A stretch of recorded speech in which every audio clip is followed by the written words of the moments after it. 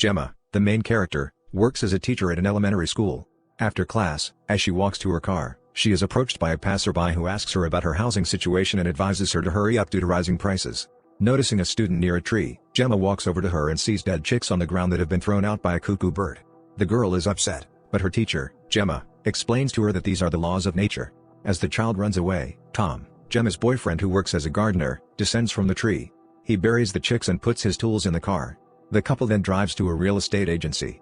There, they meet a strange realtor named Martin, who recommends buying a house in the best neighborhood with great neighbors.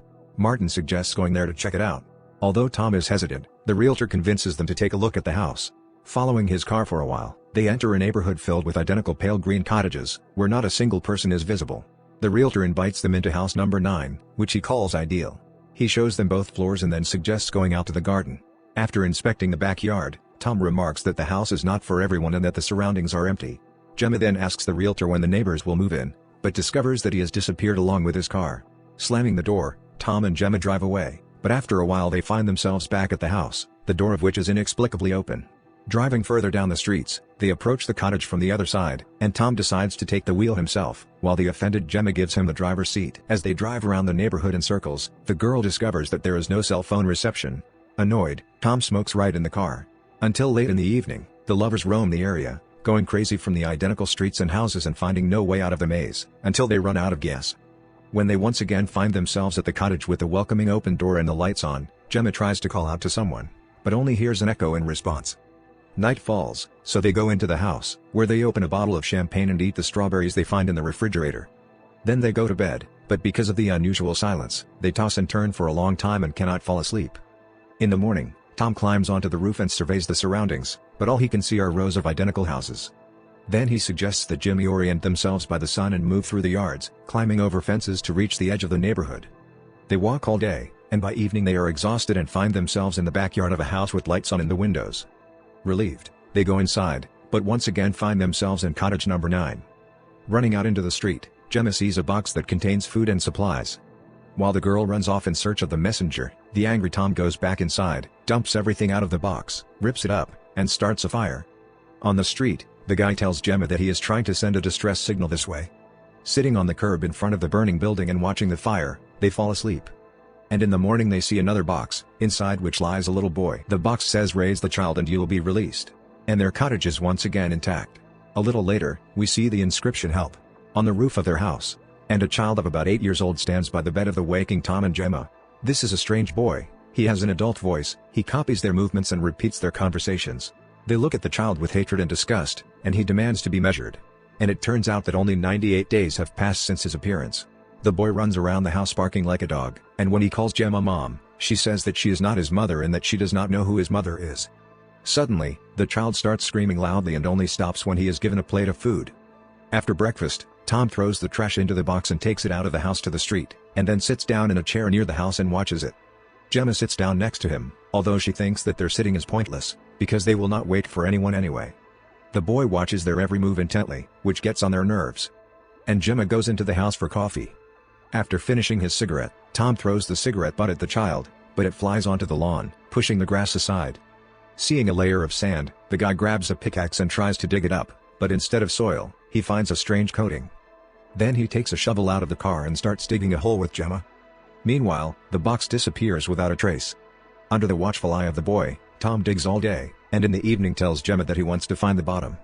When they go to bed, the child peeks at them through the slightly open door. In the morning, Tom goes back to continue digging, refusing Gemma's help, who is left alone with the frightening boy. In the evening, the child watches strange black and white patterns on TV. Gemma sits in the car, and a little later the guy sits down next to her. Suddenly, the radio turns on. Gemma turns on the headlights and starts dancing around the car, and then Tom joins her. The child comes out of the cottage and watches them, repeating their movements, but suddenly bumps into the hero, causing him to fall and hit his head hard. Very angry, he grabs the boy, throws him to the ground and leaves. Confused, Gemma examines the child, but he doesn't even cry, but continues to dance without music. When she puts the boy to bed, he calls her mom again, and when she forbids him, he starts screaming until she shakes him. In the morning the boy wakes them up with his screams, and then smiles again. After breakfast, Tom, who has started coughing, starts digging again and hears strange sounds from under the ground. In the evening, Gemma cannot tear the child away from the TV, and in the middle of the night they wake up to the noise and find the boy in front of the screen. The adults try to turn off the TV several times, but the child turns it on again and again until they leave him alone. When the child screams hysterically in the morning, demanding food, Tom locks him in the car to starve him to death. Gemma tries to stop him, but the guy doesn't want her to help strangers raise this creature. He hopes that after the child's death they will be released. However, the girl's nerves give way, and she frees the boy. In the evening, Tom starts to go crazy and continues to dig intently, and Gemma puts the boy to bed, lies down with him, and the boy hugs her. Entering the boy's room in the morning, Gemma finds it empty and starts looking for him. But there is no one outside, only an echo can be heard. In the evening, the child stands near the house with a book, on the pages of which are incomprehensible symbols and pictures. Tom coughs harder and harder, but continues to sleep in his pit, and Gemma tries to find out from the boy where he was. She comes up with a game in which he must portray someone and eventually asks him to show who he met today. The child's transformation scares Gemma greatly, and she realizes that he is not human. Some more time passes, and an adult young man is already sitting at the table, whom Gemma is afraid of.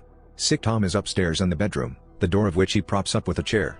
When Gemma brings food there, she regrets not letting the hero kill this creature earlier. In the morning, the young man leaves the house, and Gemma tries to catch up with him to find out where he disappeared. The sound of footsteps comes from different sides, but she does not see anyone, while Tom, who is still digging, finds a bag with a corpse at the bottom. As night falls, fog descends on the street, and Gemma realizes that she is lost. She starts calling for Tom, and he calls out to her in response, but soon he feels bad. They try to enter the house, but the young man does not let them in and watches his shows. After a night in the car, Tom's condition worsens, but the doors to the house are locked, and they sit on the sidewalk all day. The guy smokes his last cigarette and remembers how they met, and then dies. Returning late in the evening, the young man brings a box, which turns out to contain a sealed body bag. They pack Tom's body in it, throw it into the pit, and go to the cottage, leaving Gemma on the street again. In the morning, the girl who spent the night in the car cautiously watches the young man leave the house. When he passes by, she hits him on the head with a pickaxe, and he spreads the space and runs away on all fours into an incomprehensible corridor. Gemma manages to slip behind him and finds herself in other worlds where similar creatures are grown. Crossing between worlds, she again finds herself in the cottage, goes outside and falls to the ground exhausted. The creature explains to the heroine that her purpose was to prepare him for the human world, after which she must die. Then the young man throws her body into the pit, which he then buries, returning the lawn to its perfect appearance. After refueling the car, he gets into it and leaves the town, on the advertising banner of which the inscription "Your Home Right Now" flaunts. The creature arrives at a real estate agency, where an aged realtor hands him a badge and dies. The new Martin, putting the old man in a bag and rolling it into a neat roll, puts the bundle in a drawer. Then the realtor starts working at the agency, where new clients have just entered. And that's all. Subscribe, like. Thank you for watching. Bye.